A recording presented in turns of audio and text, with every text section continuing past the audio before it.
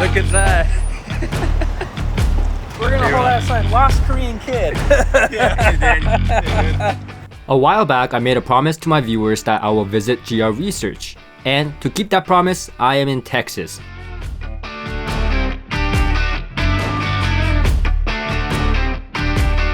And let's just say that I spent my time at GR Research very wisely. I didn't waste any time. I did an entire factory tour of their facility, showing you what exactly goes on behind closed factory doors, and the link to that video is in the description below this video if you haven't watched it already. But in this video, I bring you something spicier on a more controversial subject. Before my trip to GR Research, I got one of their speaker cables in, which many believed was a cable he just bought off AliExpress to resell it, because they looked almost identical. So I did what any logical person would do and bought the AliExpress cable to compare. However, I came to find out that was not the case. Both me and my cameraman thought that the AliExpress cable sounded broken in comparison to the GR Research cable. Upon further examination and comparing the AliExpress cable, we found that there was nothing wrong with it. It was that the GR Research cable was just that much better. But the question still remains for many others out there, including myself. Can Danny, the founder and the designer of GR Research and the maker of these cables, be able to tell it apart from a normal generic copper speaker cable? So I challenged Danny to do the blind test on camera. I'm sick that I missed that last one too. I should have took a little more time and listened, because the differences were there. Aren't we done yet? And so the fun begins. You know what you got to do. Hey everybody. Hey everybody. Okay, so we're He thinks here. that's hilarious. Yeah, it is hilarious. And we're here, and of course, the highest request of me coming down here to Danny was for him to do a blind cable A/B test. So we did that, and if you want to see the full video, we filmed the entire thing from start to finish.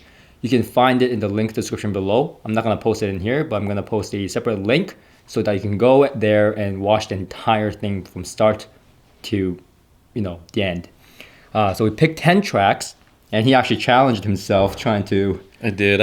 I picked crappy songs or old songs or stuff that I knew would be difficult. Hey man, I told you to choose tracks that you knew very well, but... Yeah, even what we're listening to is completely different, because normally I listen to the little chip amps, and we put the tube amps up because they have standby switches on them, which allows us to switch a lot more quickly. Yeah. And then I normally have that harp device on the end of my cables from Shinyata Research, and those things are phenomenal in image focus, and we didn't have those in the system. No, those were gone. I didn't allow him to.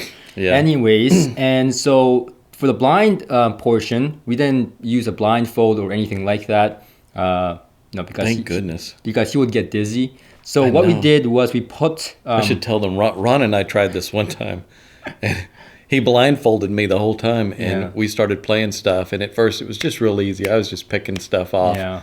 And then we put on a little Jack Johnson song, and I was just sitting there, floating in the music. And then in a minute, I said, "Oh, dude, I think I'm getting dizzy," and I had to take the mask off. I said, "We're done." So I would call that normally BS. But personally, I've actually had that experience when I was doing the blind test myself.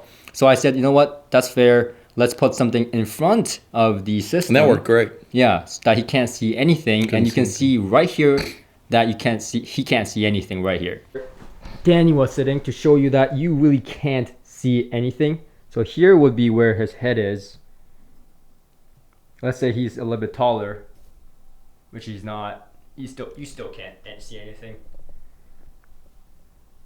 And you can't really peek to the side or anything. He was not moving as the camera shows. So yeah, this was his view. Yep. So anyways, we did it 10 times. We went back and forth, and he chose cables that he thought was his cable. And so here, let's just introduce the generic normal cable. It's a normal zip cord. It's 16 gauge, copper. With banana plugs. Same thing you can get anywhere. Yeah. And this was our B24 cable, the stranded cable with the cotton core rope through the center of it. Yep. And another worry is that you can hear the difference in when you're connecting it, right? But because this is a banana cable and this is, a similar tube connector, so you can't really tell which I'm putting in by sound. So I would say this was the closest I could get to a perfect blind A/B test, and he got actually 8 out of 10. So he got the third track wrong, which was it was an AC/DC song. Yep. On that one, there was definitely differences between the two. But then the trick then is to say, okay, are those differences this cable or that cable? It was almost a toss-up because, I'm just picking an old AC/DC song. I got to a point there where I could clearly hear a difference within the cymbals. And I thought, okay, right in the cymbals, there's some difference there.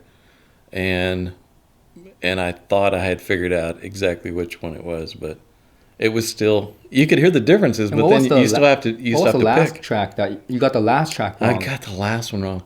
Yeah, and here's what we did. I did a Nirvana song to start with. And I just did 10 seconds of it or something less. Actually, it took longer on the first portion, so you took longer on that track. Took longer on that. As we went towards the end, you became quicker. Yeah, well, I was just listening to a short segment of that one. Though. Yeah. AC/DC one I was listening to quite a bit, but it was just, it's hard with the differences between the cables that I'm listening for. It's differences in air and space and layering. That's right. And when you listen to a track like some of that AC/DC, that's not there within the track, so it made it a lot tougher. The second one was Dog and Butterfly by Heart. That was something that was recorded, I think, in 75 or 76 or something like that. And it was probably a studio recording where they're recording each thing in a booth. So that one was a little tougher because, again, some of the things I listened for, not necessarily all there in the recording. And then the third track was Boogeyman from AC/DC. That one I missed. Fields of Gold from Eva Cassidy. To me, that one was clear. There was differences in spatial cues and things that were there. And then I kind of got on a swing there. I did 2 Vienna Tang songs, and those were real easy. I remember when you started with my cable, and I looked over it and I said, "Wow!" Yeah, like wow, that sounds beautiful. And I could have picked some of those without even A/Bing, but I thought as soon as I do that, I'm going to screw up. And I kind of did at the very end there. The last track was another. I picked another Vienna Tang. And you played it, and I thought, that's beautiful, man. It just, those tube amps, and it's just so beautiful. And then you switch to my cable, and I thought, that's just beautiful, man. It's just great. And I said, switch back. And back to that cable, and I thought to myself, that just sounds beautiful, man. And I'd gone through so confidently picking all those, and I said, that's my cable. It sounded beautiful. And I was wrong. I was wrong on the last one. I should have really listened. Instead of getting so lost in the music, I should have kept focus on the differences and identified them and picked which one it was. But I got a little off on that last one. Yeah, my job was to go as fast as I can so that memory attention span, is all known to be short. Yeah. So human attention span for memory when it comes to audio is the worst. So that's why I want to do it fast as possible for him to, discern the differences. And, he got 8 out of 10, which is actually a significant, statistically significant value. Yeah. Yeah. Again, not as good as 9 out of 10. I know. I should have got 9 out of 10. Yeah. If I hadn't picked AC/DC that last song in the AC/DC song. The AC/DC song ruined me, yeah. When you chose the AC/DC song, I was like, dang, really? You're going to choose that for a cable comparison? Yeah. That's a hard one. Well, there's such a big difference in this. I felt like, if with as big a difference as there is. What is the biggest difference you heard? It's usually the differences in air and space around things and detail levels. And in the case of those Patty Larkin songs we were playing, right on her vocal. Yeah. Her vocal was just lush and airy, and it was just there, whereas with the generic cable, it becomes a little flatter. It lacks a lot of the decay structure, begins to fall away. So on those Patty Larkins, it's like, as soon as we played this cable, it's like, I knew which one it was immediately. And I thought, you know what? Don't be so hasty. Make sure, because if I go with just a gut reaction, like, oh yeah, that's it. So I tried to give it a few more seconds and really make sure, but those were easy. and even some of the other Vienna Tang songs too. And I thought, and it's probably my downfall, I thought the difference in these that I've heard so many times is so significant that I thought I'll just throw anything up there. That's why I was picking. I'll just throw up Nirvana and AC/DC and an old Heart song and. So what's a blind A/B test? By the way, it was requested for some time. Yeah. So this was a good chance for me to come down here, as a third party and do this, in a reputable way. Right. And so, in your opinion, was it harder or easier than you expected? Because when you started this, he was really confident. He was like, "Yeah, but it was tougher at first because of the tracks I was picking." Yeah. And you were like, "Danny, really? You're picking like tough tracks to do this." And he was telling me, "I want to challenge myself." I'm like, "This is your first time on the internet." Yeah, but I've done this a lot, though. I mean, I've compared cables a lot. Right. So, and my system is such that it allows you to hear those differences immediately. I mean, I've had people over they don't know anything about any of this stuff, and you just set them down and let them listen, and you switch out a cable, and they say, wow, what did you do? I just swapped out speaker cable, and it's easier on a system like this. If I went somewhere else and was a completely different system that I didn't really know and songs that I didn't really know, it would be difficult. Even though you can hear the differences, it's hard to say which is which. Even on some of those early tracks, it's like there was clear differences on Nirvana, and there was clear differences in that Heart song, but it's like, which was which, because a lot of the things I'm listening for aren't really in that music. So it made it a lot tougher, that was for sure. Yeah, well, I was impressed. I didn't think you would get it. Oh, yeah? I didn't think you would get it, but you did. So tell me a little bit tell the audience a little bit about why there's a difference in these cables. Oh, man, there's so many Because the normal differences. perception is that there is no difference in cables. Right, but I've done blind A/B tests on this channel, which I'll link in the description below, with my friends. By no means is this a perfect blind A/B test, but I mean, it's kind of significant in my opinion. If we're doing it over and over again, multiple people that I've done this with, it's getting 8 out of 10, 9 out of 10. That's pretty significant. That's pretty significant to me. Yeah. Especially here, I did it as quick as I can, and I did it in a way that was more official than I would have done it at MySpace. Right. MySpace, we're doing it just for fun. But here, I wanted to really test you, so I really made sure you couldn't see anything. I made sure to, go back and forth, not just, starting with this, but sometimes starting with this. Yeah, you mixed it up on me. I mixed it up, in a way that you couldn't possibly, find out. Yeah. But you did get 8 out of 10. So you tell me, I mean, you're the guy that made this cable. Why do you think there's a difference in this soundstage? Man, there's a lot going on there. I mean, like I demonstrated in one of my other videos, that all cables can be an antenna or a filter. Right. And this type of cable is really good at being an antenna. It picks up a lot of RF noise and stuff. And that is fed back to the amplifiers. There's negative feedback on these tube amps even that we're using. And so that noise gets back into the system. And whereas something like this, the conductors are crisscrossing each other in a way that they become a filter. So they're filtering a lot of RF noise. And that's just one aspect of it, just the noise level itself. Just the purity of the copper and how that's transferring the signal, is another factor. The dielectric material, all this dielectric material is polyethylene. This is PVC. Those materials have an effect on how it sounds. Right. So there's a lot that goes into it. And even this one had tube connectors on the end. This one had banana plugs. So a tube connector, again, it's copper. It's hollow all the way to the tip. So this wire is going all the way to the tip. So just the thickness of this copper is all that's between, one connection point and the other. Whereas anytime you're using a banana plug, you're connecting it way back here, and the signal is having to pass through a brass piece. And typically there has to be some element of brass in a banana plug so that it holds that springiness. If that were copper, once you squeezed it in, it would never squeeze back. It's too soft a material. And there's no spring on the... There's no spring there, which he hates because it doesn't just slide into a binding post. Yeah. The spring mechanism is in the female part of the tube connector. And so we were sliding it into some Cardus binding posts Yeah. on the back of those amps there. So he was just having to kind of force it through there. Yeah, so I was telling him maybe make the tube Yeah. connectors a little bit slimmer so that it, goes in, deeper on the amp side Yeah. or on some speakers. My response was just put tube connectors on the amp.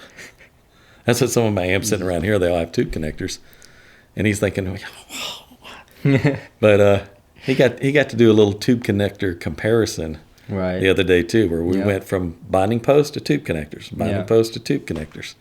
That was interesting. Yeah. That was interesting. I really didn't think I would hear a difference.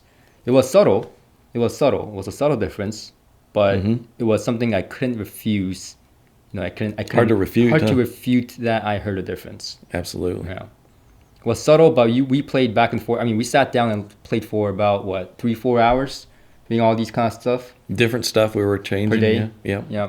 So it was a long day, and he was still, like you said, you can't really refute the result. I mean, the I also difference is couldn't there. refute, I didn't tell you this, but I'll tell this on camera. Yeah. I also couldn't refute that there was a difference in these cables because when I was changing it and I was off to the side, Yeah. I was hearing no difference. Yeah. I was hearing no difference. I was And- hearing the difference in the tube connectors when I was Right. off on the side playing the songs and switching them back and forth. I'm like, there was a couple of times where I thought, wow, that was a big difference in Right. that. And we've talked about this before, but it frustrates me how there is no measurement that defines the differences. It's tough. It's that tough. that as to me with a scientific background, right? Yeah. Science background, that irritates me. There's but- certain aspects you can measure. Yeah. And like when we feed this cotton rope through the center of this thing, the strands were like crisscross like this, and then Yeah. when we feed that rope through, then of course they open up and they're at more at a right angle. Yeah. And you can measure the capacitance of the cable before and after feeding that rope through, and the capacitance Right. drops quite a bit as soon as you change the geometry of the cable. You can also measure the dielectric material.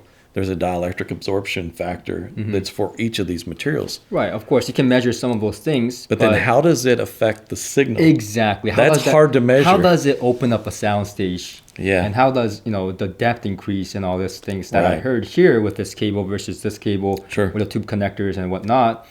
That is something that kind of baffles my mind because I'm someone that likes to have explanations. I know. Right. And sometimes It's hard to technically put a measurement that equates to an effect. There's a lot of measurements you can do, but when you start listening like we're listening and you start thinking, well, there's more separation within the sound stage. It's more open. There's more Right. layering there. How do you measure that? Right. I can't hook this up to the speaker and measure a frequency response and get any change there. It's still the same frequency response. And the big question that I also had was, how do you design something to have an open sound stage if you can't measure it? Yeah. And it seems like, tell me if I'm wrong, but it seems to be a lot more of a trial and error thing. You listen, you try, you listen, you different materials. You could call it that. I mean, there's still some engineering behind it. There's still Right. some education in knowing that a certain capacitor is going to have a certain effect. Right. But when it comes to a lot of that thing,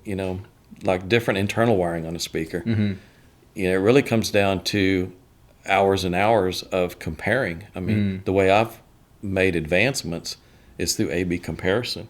I'll have a speaker that's got one thing in it and a speaker that's got another, just like when Hobbs was over here with you and you were listening to studio monitors Yeah. with two different crossovers. Yeah. They measure exactly the same, but the parts are completely different, That's right. and they sounded very different. You did. Yeah.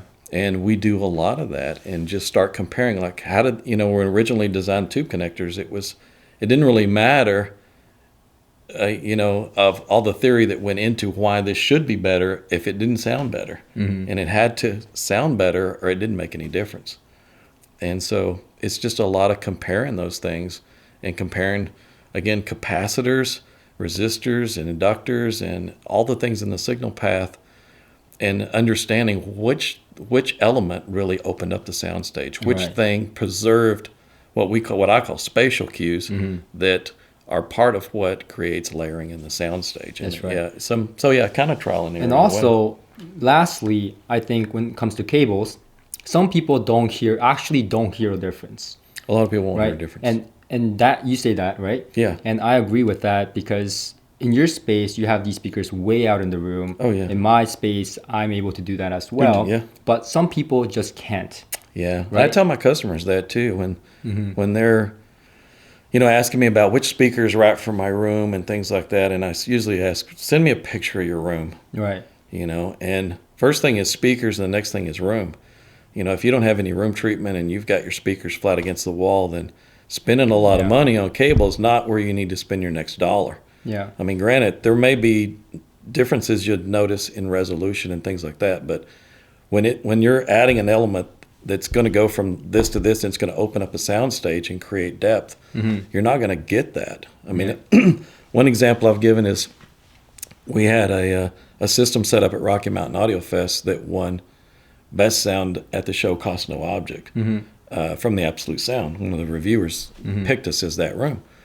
And I took that exact same system and set it up in my office when I first moved over here because I just needed something to play in the office. And I set the speakers up on little desktop stands, and it was just right up against the wall. And I remember listening to that thing thinking, man, that sure sounds flat. It just sounds like it's coming from the wall because it was. I could have swapped out cables on that, and that was an award-winning system. That was the same preamp and DAC that we're using here, and some tube amps that were small battery-powered tube amps. And you couldn't have picked out very, very much difference between the cables at that point because they weren't set up to where you could actually hear the soundstage differences between cables. You have to be able to recreate what the cable's going to bring to you, or it's not worth spending the money on. I mean, spend your money on room treatment, work with your placement, get speakers out into the room, and once you're there, then this is money well spent to me. I think it's you spend $200 to $300 on a pair of speaker cables, and that opens your whole sound stage up and creates layering that you're not going to get from, a lot of changes in electronics. Right. Then it becomes very worthwhile. It's not about the price. I want to make it clear. It's not about the price of the system. It's not about the, the equipment or all that kind of stuff that typical, cable people talk about. Often the argument is, oh, your system is not high-end enough.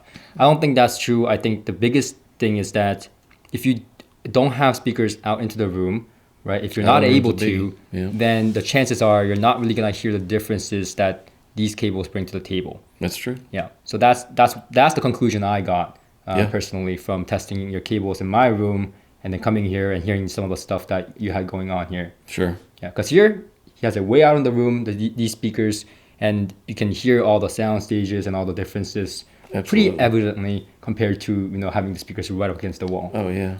Yeah, we could shove these up against the wall and it'd lose a lot of that. Yeah. Absolutely. Okay, so that was the conclusion of the blind AV test. He did pass 8 out of 10. And so check out all the videos. I'm sick that I missed that last one too. You could have got a 9 out of 10. I could. I picked it hastily. Yeah, he did. I got lost in the music and I was not even thinking about anything, but it just sounded beautiful. These tube amps, they're some of Gary Dodd's older tube amps. I haven't had them in the system, and I just put them in not too long ago. And a lot of this music I've never listened to on these tube amps, and those vocals and that piano was just they are some beautiful tube amps. It was beautiful, man, and I was lost in it. I did. I should have took a little more time and listened because the differences were there, and it was the 10th one. It's like, aren't we done yet? Okay. Anyways. Thank you for watching. Make sure to check the link in the description below if you want to see the entire video of him suffering through the 10 trials. And I'll see you guys on the next video. Until next time. See y'all.